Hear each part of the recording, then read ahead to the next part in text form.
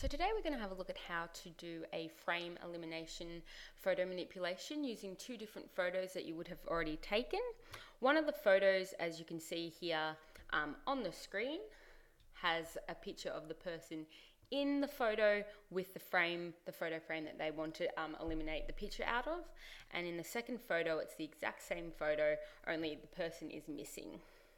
It's important that you take these photos with a tripod, otherwise it's not going to work out because you would have moved and therefore it won't fit into the background perfectly.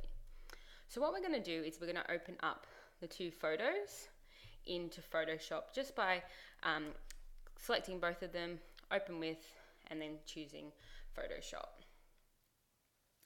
They're going to open in two separate tabs. So we've got the photo with the person in one tab, and then in the opposite tab we have the photo without the person. So the first thing that we need to do is put those two photos together, and I'm just going to click and drag on the photo with the person, hover it over the other tab and it switches across. I'm still holding down the mouse, and then I release when it's on that photo, and then I just need to make sure I line it up, which happens automatically with the snapping in Photoshop.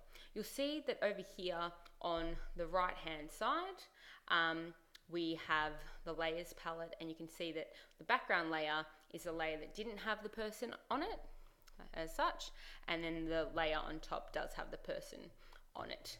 You need to make sure it is in that order with the new layer on top to make sure when you edit this, we can see through the photo frame.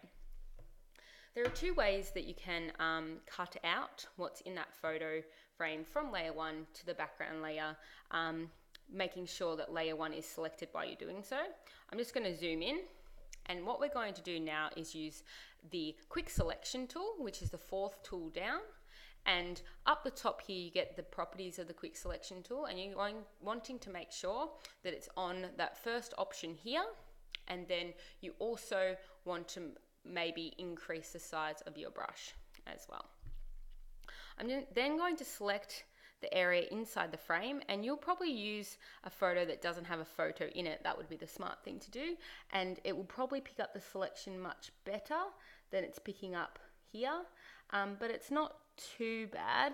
I've lost, if you zoom in, which you're going to have to do, I've lost some of the fingers, which isn't great, so I can hopefully, if I reduce the size of the brush, include those back in a bit more. That's fine, we'll use that for now, and we'll come and clean that up in a minute. Yeah, and just clicking there. Alright, so now what I'm going to do, making sure layer 1 is selected, is cut out what we've selected by hitting Command X or Control X, depending if you're using a Mac or a PC. And you'll see that we can see through to the photo behind, which looks like that it's going through the frame.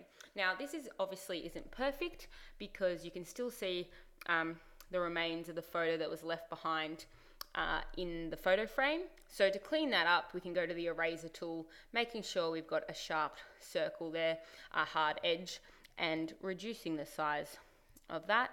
And we can go in and actually click and drag our mouse across the bits that are left over to make sure they are gone.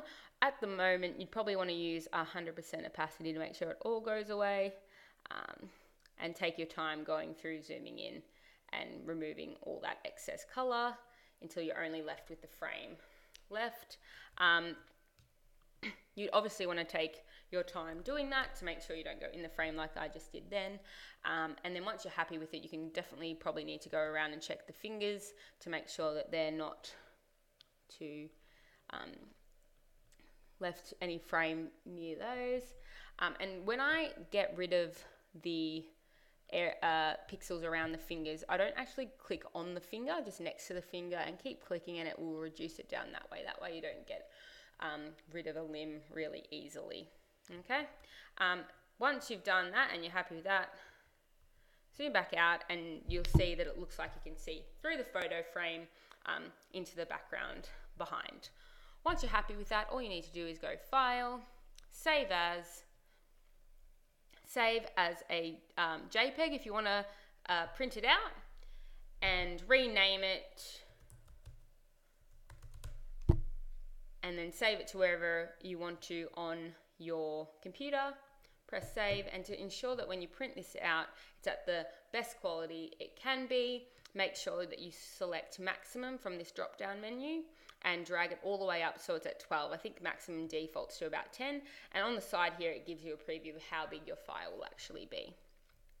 Once you're done with that, press OK, and it has saved that file as a new JPEG image that looks like you can see through the person, through the photo frame to the background behind.